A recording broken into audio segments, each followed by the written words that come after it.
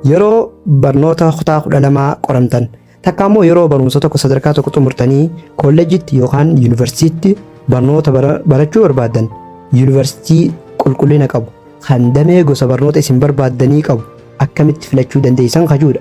Kanaaf itti dhiyaadhaa. Yuunivarsiitiiwwan qulqullina qaban kan barnoota sirrii akka gaariitti laachuu danda'an kan akkasumas gosa barnoota isin barachuu barbaaddan san qaban barbaadanii itti barachuun haalaan barbaachisaadha. Barattoonni hedduun gosa barnoota barachuu barbaadan murteessuu irratti rakkoon qaban. Itoophiyaa keessatti gosa barnoota barachuu barbaadduu fi yuunivarsiitiin takka kaampaasni ati itti barachuu barbaaddu waa lama irratti hundaa'a.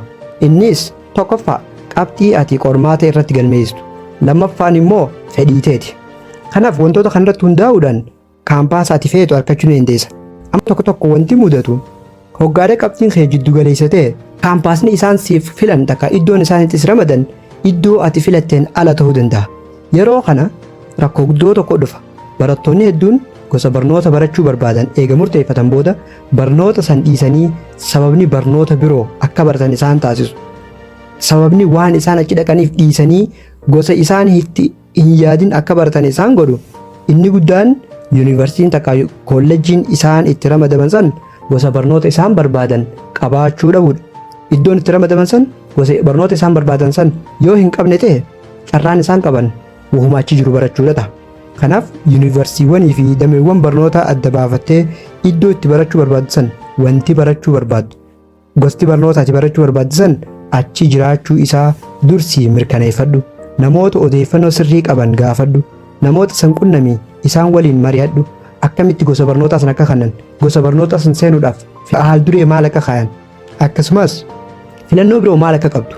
Yeroo gara yuunivarsiitii deemtu takka immoo yeroo gosa barnootaa filattu yeroo hunda filannoo tokko qofa qabattee hin deemin filannoo tokkoffaa irratti kanaan fida lammaffaa kana sadaffaa jiiti yoo xiqqaate tokko hanga sadii qabaachuun gaariidha. Qabxiin biraa tan akkaan si fayyadu ammas yuunivarsiitiin san gosa barnoota ati barbaaddu qabaachuu eega mirkaneeffatte booda filannoowwan qabdu keessaa yuunivarsiitii takka kaampaasa cimaa ta'e filadhu. Yeroo hedduu ani wantiin dhaga'u kaampaasni san takka yuunivarsiitiin san cimaa waan ta'eef barattoota hedduu ni ari'a. Kanaaf ani achirraa ari'amuu mala. Sodaa jettuun yoo kaampaasa laafaa takka kaampaasa haaraa yoo filatte hubadhu hegeree hojii barbaaduudhaan haalaan rakkatta. Garuu kaampaasa cimaa yuunivarsiitii cimaa kan barnootas haalaan barsiisu yoo deemte carraan barnootaas barnoota qulqullina qabu kan piraktikaalaas tiyoorii qofa osoo hin taane piraaktiisa sirriitti godhan barsiisota ciccimoodhaan barachuun kaampaasa cimaadhaa argama. Giddugala muuxannoo qabu akkasumas barnoota gosaati barbaaddu saniin cimaa ta'e barbaaddee itti barachuun si fayyada jechuudha.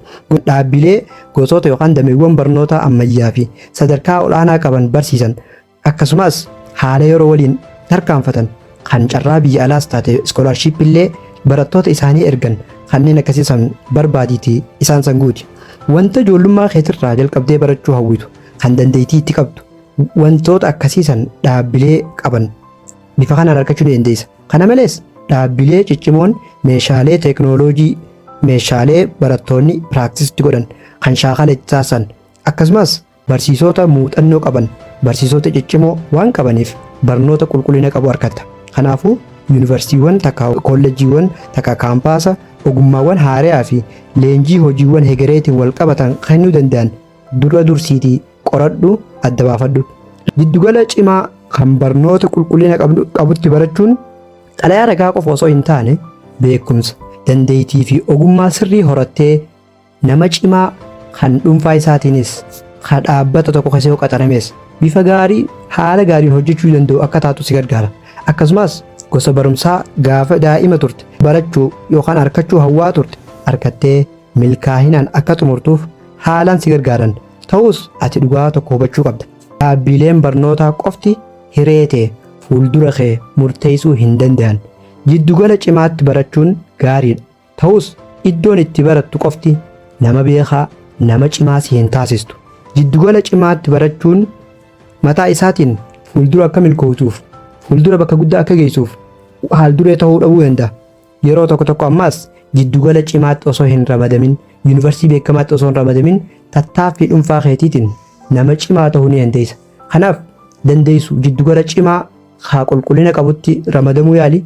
Yoo san hin taanes iddoo deemtetti tattaaffii dhuunfaa keetiitiin nama beekaa nama cimaa ta'uuf yaali. Dr. Eliyaas Abdallaati. Galatooma.